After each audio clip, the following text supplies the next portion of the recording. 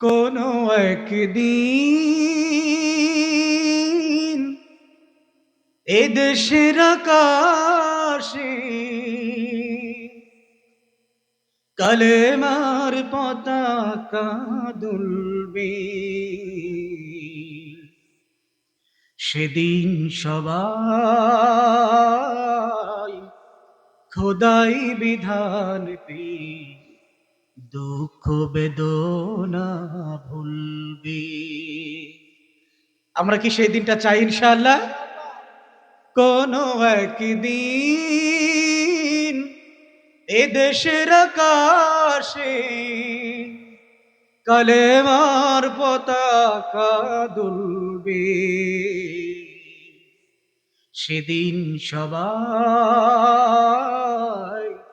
খোদাই বিধান পে দুঃখ বেদনা ভুলবে। সেদিন আর রবে না হাহাকার, অন্যায় জুলুম অবিচার, থাকবে না অনাচার দুর্নীতি কদাচার, থাকবে না অনাচার দুর্নীতি কদাচার, সকলে শান্তিতে থাকবে। সেদিন সবাই কোরআনি বিধান পে দুঃখ বেদনা ভুলবে। কোনো একদিন, সকলে পড়ি আমিন। মাইকম্যান এদিকে আসো, মাইকম্যান, মাইকম্যান এদিকে আসো। আলহামদুলিল্লাহ, ডুমদিয়া উত্তরপাড়া পাঞ্জেগানা মসজিদ ও এলাকাবাসীর উদ্যোগে আয়োজিত ওয়াজ দোয়া মাহফিলের মোহতারাম সভাপতি হাজারো আলেমের উস্তাদ উস্তাজুল আসাতিজা হযরত মাওলানা আব্দুস সামাদ হাফিজাহুল্লাহ, আল্লাহ হুজুরের নেক হায়াত দারাজ করুন, সকলে বলি আমিন। ওনাকে সুস্থ রাখুন, আমাদের মাঝে অভিভাবক রূপে আমরা যেন আরো দীর্ঘদিন ওনার সেবা পেতে পারি, সেই তৌফিক আল্লাহ দান করুন। মোহতারাম হাজিরিন, আসুন আমরা আলোচনার শুরুতে সেই মহান রবের দরবারে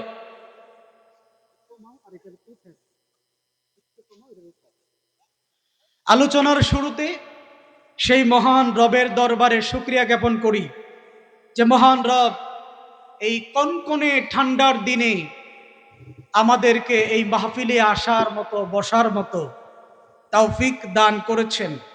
এজন্য শুকরিয়া জ্ঞাপন করছি, পড়ছি আলহামদুলিল্লাহ। ওকে, সালাতুস সালাম পেশ করি মানবতার মুক্তির দিশারি মুহাম্মাদুর রাসূলুল্লাহ সাল্লাল্লাহু আলাইহি ওয়াসাল্লাম।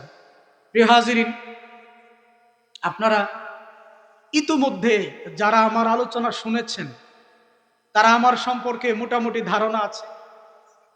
আমি বিষয় ভিত্তিক কথা বলে থাকি এবং মাঝে মাঝে প্রশ্ন করে আপনাদেরকে একটু বিরক্ত করি, যেন আপনারা আমাকে একটু উত্তর দিয়া জাগিয়ে দিতে পারেন, আমাকে একটু উৎসাহ দিতে পারেন। এটা পারবেন না ইনশাআল্লাহ? প্রিয় ভাই, আমার সামনে আপনারা যারা বসে আছেন, জাহান্নাম থেকে বাঁচতে চান কারা কারা? একটু হাত তোলা দেন। জান্নাতে আমরা সবাই যেতে চাই। জান্নাতের অপোজিটে জাহান্নাম আছে নাকি নেই? প্রিয় ভাই, যেই ক্ষেতের মধ্যে আপনি হাল চাষ করেন না, সবজি ফলান না, কোনো ফসল ফলান না, ওই ক্ষেতের মধ্যে ক্ষেত কি পোড়া থাকে নাকি আগাছা জন্মায়? বলেন তো। আগাছা জন্মাতে হলে কি কোনো পরিশ্রম করা লাগে? বরং ফসল ফলাতে পরিশ্রম করা। ঠিক তদ্রূপ আপনি যদি জান্নাতে যেতে চান, আপনাকে কষ্ট করে জান্নাতে যাওয়া লাগবে। আর যদি জাহান্নামে যেতে চান, তাহলে আপনার কোনো কষ্ট করতে হবে না, মন চাহে জিন্দিগি করবেন আর নাচতে নাচতে জাহান্নামে চলে যাবেন। সম্মানিত ভাইরা আমার, আল্লাহর রাসূল সাল্লাল্লাহু আলাইহি ওয়াসাল্লাম বলেন, আল্লাহ রাব্বুল আলামিন জান্নাত এবং জাহান্নামকে সৃষ্টি করার পরে, শুনতেছেন আমার কথা, হযরতে জিবরাইল আলাইহিস সালামকে বলেন, ও জিবরাইল, আমি দুটি চমৎকার সৃষ্টি সৃজন করেছি, তৈরি করেছি, তুমি নিজ চোখে সেটা দেখে আসো। জিবরাইল বললেন, ওগো রব, আপনি কি তৈরি করেছেন আমি দেখতে চাই। জিবরাইল আলাইহিস সালামের 650 ডানা ঝাপটিয়ে ঝাপটিয়ে জান্নাতের এই প্রান্ত থেকে ওই প্রান্ত পর্যন্ত অত্যন্ত গভীরভাবে নিবিড়ভাবে পর্যবেক্ষণ করলেন। তিনি আল্লাহর কাছে এসে বললেন, রব্বুল আলামিন, জান্নাতে এত চমৎকার জায়গা, এত মনোরম দৃশ্য, এত নাজ নিয়ামত আপনি রেখেছেন, আমার মনে হয় তামাম পৃথিবীর কোন মানুষ জান্নাতের লুক সংরক্ষণ করতে পারবে না। কেমন লুক? আরেকটা হাদিস থেকে বলি, আল্লাহ রাসূল বলেন, জান্নাতি ব্যক্তিরা একদিন বিকেল বেলা জান্নাতের বারান্দায় বসে বসে হেলান দিয়ে গল্পগুজব করতে থাকবে। এমত অবস্থায় জান্নাতের আকাশ দিয়ে উট পাখি যেরকম বড়, এরকম বড় বড় পাখি উড়ে উড়ে যায়। এই শীতকালে পাখি আসছে না, এরকম পাখি উড়ে উড়ে যায়। জান্নাতীরা মনে মনে কল্পনা করবে, এই পাখিটা যদি আমি ভুনা করে খেতে পারতাম। দুনিয়াতে যতদিন ছিলাম, উজুলি বাজারে গিয়ে, টুকের বাজারে গিয়ে, অথবা কাপাসিয়াতে গিয়ে মুরগিকে গ্রিল কাবাব করে খেয়েছি, কত ভালো লেগেছে, কত টেস্ট লেগেছে। যদি এই আকাশে উড়ে যাওয়া পাখিগুলো ভুনা করে কাবাব করে যদি খেতে পারতাম, বলেন তো এরকম স্বপ্ন জাগতে পারে কিনা? হাদিসে আসছে জাগবে। আল্লাহর রাসূল বলেন, জান্নাতি ব্যক্তি এই যে কল্পনা করেছে, কল্পনাটা শেষ করতে পারবে না, আল্লাহর কাছে চাইতেও হবে না, মুহূর্তের মধ্যে দেখতে পাবে ওই জান্নাতি পাখিটা গ্রিল কাবাব হয়ে চোখের সামনে এসে হাজির হয়েছে। তাহলে জান্নাতে আপনি যা চাইবেন, জিব্রাইল বলেন, ওগো রব্বুল আলামিন, আপনি জান্নাতে এত চমৎকার নাজ নিয়ামত রেখেছেন, পৃথিবীর কোন মানুষ জান্নাতের লুক সামাল দিতে পারবে না। আল্লাহ তাআলা এবার জান্নাতের চারপাশে বিভিন্ন কষ্ট দিয়ে ডেকে দিলেন। জিব্রাইলকে বলিল, জিব্রাইল যাও, জান্নাতটাকে এবার একটু দেখে আসো। জিব্রাইল গিয়ে দেখতে পেলেন জান্নাতের রাস্তার মধ্যে বড় অন্তকাকীর্ণ দুঃখ, কষ্ট, যন্ত্রণা, নানান ধরনের ইবাদত দিয়ে সাজানো হয়েছে। দুঃখ, কষ্ট, যন্ত্রণা সহ্য করে করে, আল্লাহর ইবাদত করে করে তারপরে জান্নাতে যেতে হবে। জিব্রাইল এসে বলেন, ওগো রব, যা দেখে এসেছি, যেই ইবাদত দেখে এসেছি, যেই কষ্ট, কণ্টকাকীর্ণ রাস্তা দেখে এসেছি, আপনার জাতের কসম করে বলি, তামাম পৃথিবীর কোনো মানুষ জান্নাতে যেতে পারবে না। এত কষ্ট জান্নাতে যাওয়া, জান্নাতে যাওয়ার রাস্তা এতটাই কষ্ট, যে এই কষ্ট সহ্য করতে পারবে না, জান্নাতেও যেতে পারবে না। এবার আল্লাহ তাআলা বলেন, ও জিব্রাইল, জাহান্নামটাকে দেখে আসো, জাহান্নামকে আমি কেমন আযাব দিয়া তৈরি করেছি একটু দেখে আসো। আপনারা আমার কথা বুঝতেছেন? আচ্ছা, এমনি কথা বললে বুঝতে সুবিধা হয়, সুর দিলে বুঝতে সুবিধা হয় না, কিন্তু ওয়াজের মাঠে সুর না দিলে আবার কেমন পাংশা পাংশা লাগে, তাই না? এই আর কি। যাই হোক, আমি যদিও সুর দেওয়া পছন্দ করি না, কারণ হচ্ছে সুর দিলে সময় বেশি খরচ হয়, বুঝাইতে অসুবিধা হয়। তো আমরা ইনশাল্লাহ যখন বুঝানোর পালাই পড়বো, তখন ইনশাল্লাহ নর্মাল ভয়েসেই কথা বলবো। তো আপাতত যেটুকু বলতেছি একটু একটু সুর দিয়ে বলার চেষ্টা করি। অনেক মা বোনেরা বাহির থেকে শুনতেছেন, দূরাঞ্চল থেকে অনেক ভাইরা শুনতেছেন, তারা বুঝুক না, ওয়াজ জমে গেছে আলহামদুলিল্লাহ। প্রিয় ভাইরা, যারা এখনো দোকানপাটে আছেন, তারা দয়া করে চলে আসুন, আমাদের ওয়াজ ইনশাআল্লাহ চলতেছে। তো বলছিলাম, এবার জিব্রাইল আলাইহিস সালামকে আল্লাহ বলেন, যাও জিব্রাইল, জাহান্নামটাকে একটু দেখে আসো। তিনি জাহান্নামের মধ্যে যাওয়ার পরে দাউ দাউ করে আগুন, সাপ বিচ্ছু কিলবিল করতেছে, ফেরেশতারা বড় বড় লোহার তৈরি, আগুনের তৈরি মুগুর নিয়ে বসে আছে। এমন কোন শাস্তির ব্যবস্থা নাই যেই শাস্তি জাহান্নামের মধ্যে মওজুদ।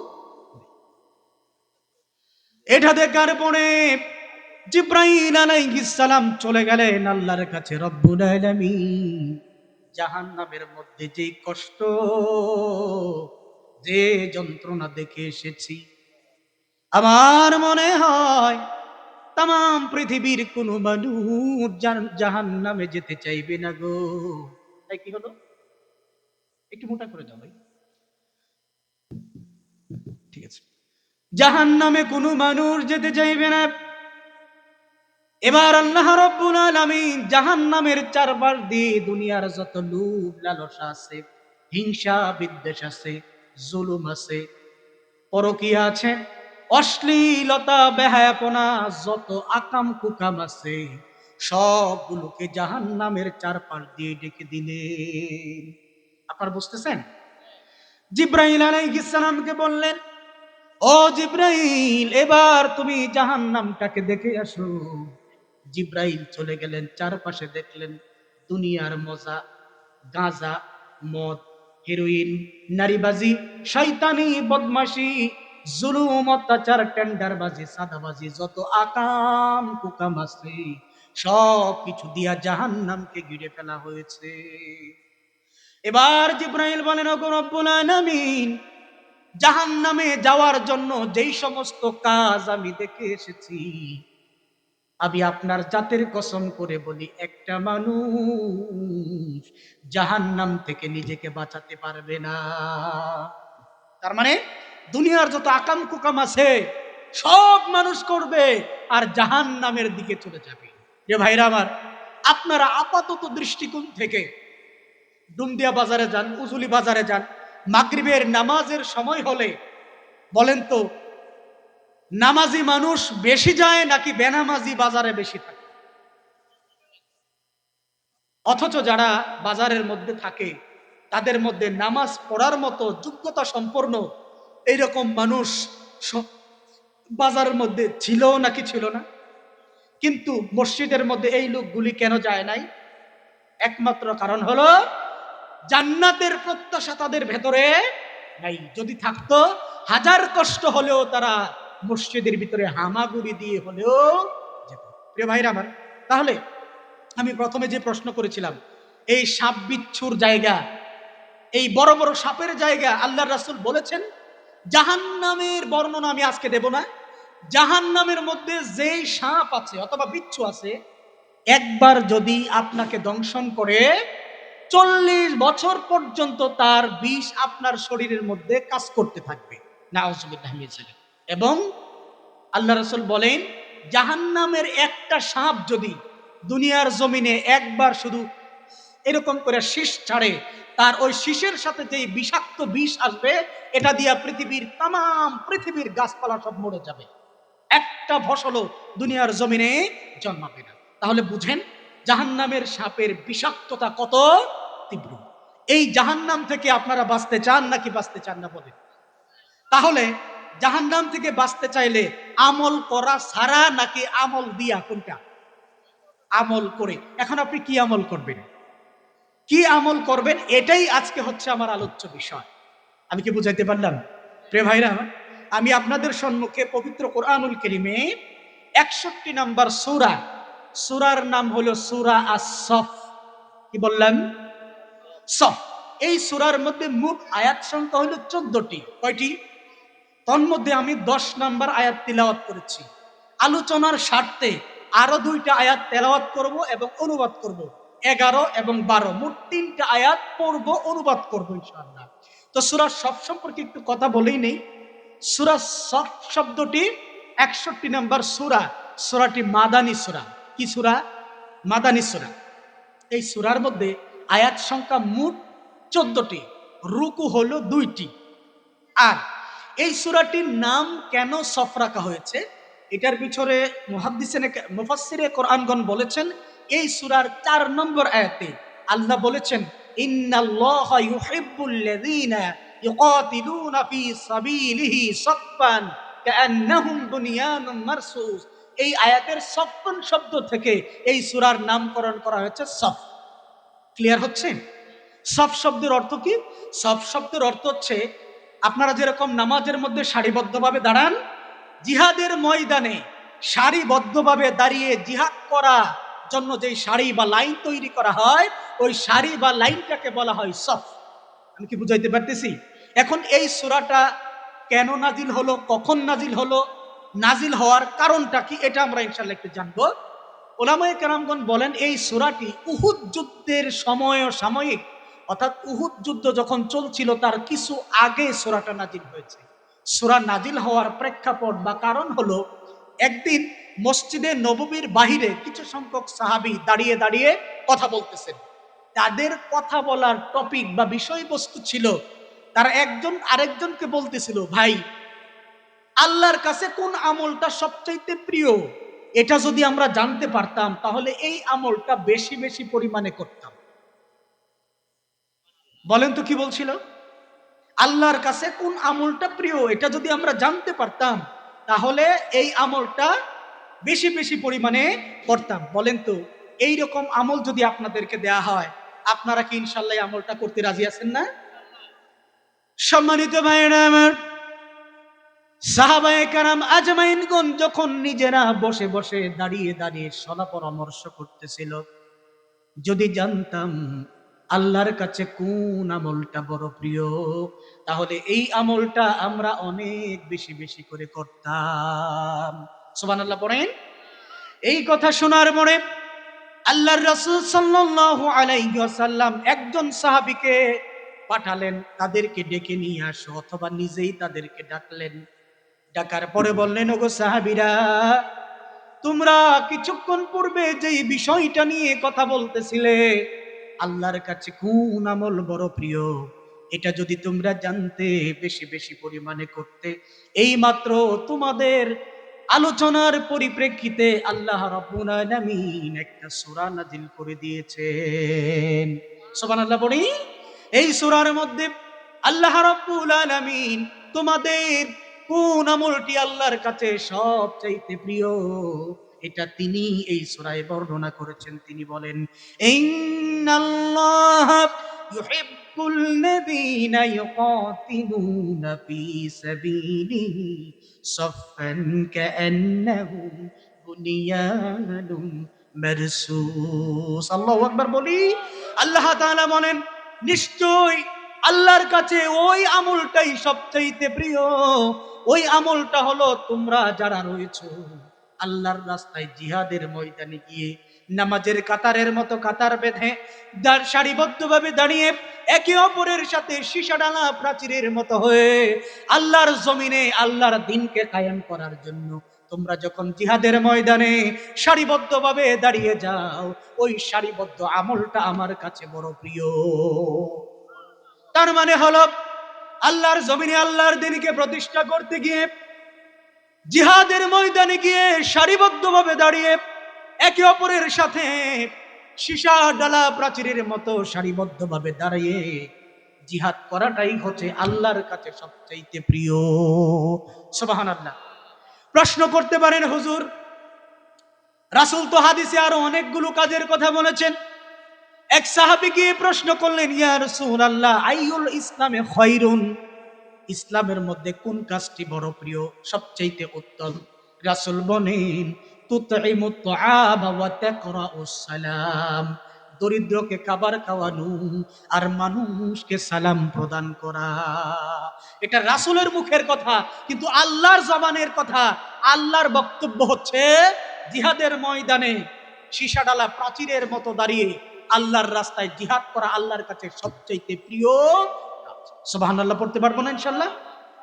ভাই, আপনারা কি ফুটায় গেছেন? একটু জিকির করেন, লা ইলাহা, ও জোরে লা ইলাহা।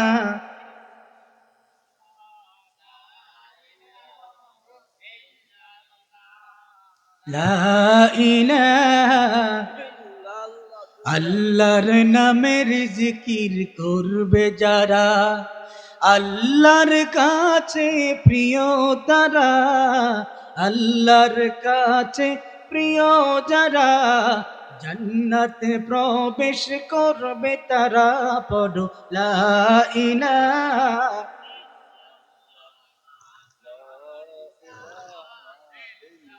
লা ইলাহা ইল্লাল্লাহু মুহাম্মাদুর রাসূলুল্লাহ সাল্লাল্লাহু আলাইহি ওয়াসাল্লাম।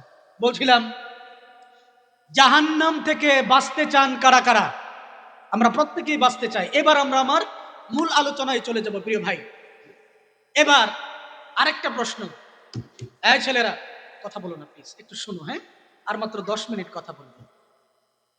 জীবনে একদিন হইল বাজারে কোনো জিনিস নিয়ে বিক্রি করেছেন? এইরকম কে কে আছেন? যে কোনো জিনিস বাজারে নিয়ে বিক্রি করেছেন। আচ্ছা, আপনি যেটা বিক্রি করতে গেছেন এটা কি লাভের জন্য বিক্রি করতে গেছেন না লসের জন্য বিক্রি করতে গেছেন? অর্থাৎ আমরা কোনো জিনিস কিনি, বেচি, এটার একটা সুন্দর পরিভাষার নাম হলো ব্যবসা। পরিভাষার নাম হলো ব্যবসা। পবিত্র কোরআনুল কারীমে আল্লাহ আমাদেরকে একটা অফার দিচ্ছেন। কি দিচ্ছেন?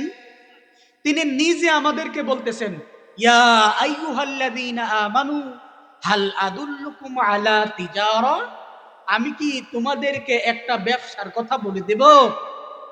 আল্লাহ আমাকে আপনাকে অফার করতেছেন। তাহলে বলেন তো, আল্লাহ যেই ব্যবসার কথা বলতেছেন এখানে কত লাখ টাকা প্রফিট বা লাভ হতে পারে বলেন তো? আল্লাহ যেমন বড়, ওই ব্যবসার লাভটাও তেমন। সূরা সফের 10 নম্বর আয়াতের মধ্যে আল্লাহ বলতেছেন, হাল আদুল্লুকুম আলা তিজারাতিন তুনজিকুম মিন আযাবিন আলীম। আল্লাহ বলতেছেন, ও ঈমানদারেরা, আমি কি তোমাদেরকে এমন একটা ব্যবসার কথা বলে দেব নাকি যেই ব্যবসাটা যদি তোমরা করো এটার লাভ হলো আমি তোমাদেরকে জাহান্নামের আগুন থেকে বাঁচিয়ে দেব। তাহলে এই ব্যবসার লাভ হলো জাহান্নামের আগুন থেকে আপনাকে বাঁচিয়ে দেবেন। প্রিয় ভাই, ব্যবসা করতে গেলে 3টা জিনিস লাগে। কয়টা জিনিস? 3টা। কি কি? প্রথমে পুঁজি। কি লাগে? পুঁজি। 2 নাম্বার সময়। 3 নাম্বার শ্রম ও মেধা। 1 নাম্বার পুঁজি, 2 নাম্বার সময়, 3 নাম্বার শ্রম ও মেধা। আল্লাহ রাব্বুল আলামিন, আপনি যে আল্লাহর সাথে ব্যবসা করবেন এটার জন্য পুঁজি দরকার আছে না? মেধার দরকার আছে না? সময়ের দরকার আছে না? কি কি করবেন এটা বলার পরে আপনাকে আল্লাহ কি দিবেন এটা তিনি বলতেছেন। আসেন, আল্লাহ বলতেছেন পরবর্তী আয়াতে, বসেন, তুমিনুনা বিল্লাহি ওয়া রাসূলিহি ওয়া তুজাহিদুনা ফি সাবিলিল্লাহি বিআমওয়ালিকুম ওয়া আনফুসিকুম যালিকুম খায়রুল লাকুম ইন কুনতুম তা'লামুন। প্রিয় ভাইরা আমার,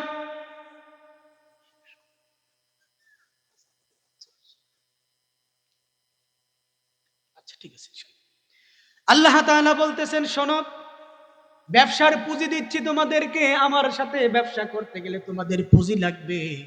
সেই পুঁজিটা হলো তুমিনুনা বিল্লাহ, আল্লাহর উপর ঈমান আনবে, ওয়া রাসূলিহি, রাসূলের উপর ঈমান আনয়ন করবে, ওয়া তুজাহিদুনা ফি সাবিলিল্লাহি বিআমওয়ালিকুম ওয়া আনফুসিকুম, আল্লাহর রাস্তায় তোমাদের জান এবং মাল দিয়ে জিহাদ করবে। যালিকুম খায়রুল লাকুম ইন কুনতুম তা'লামুন,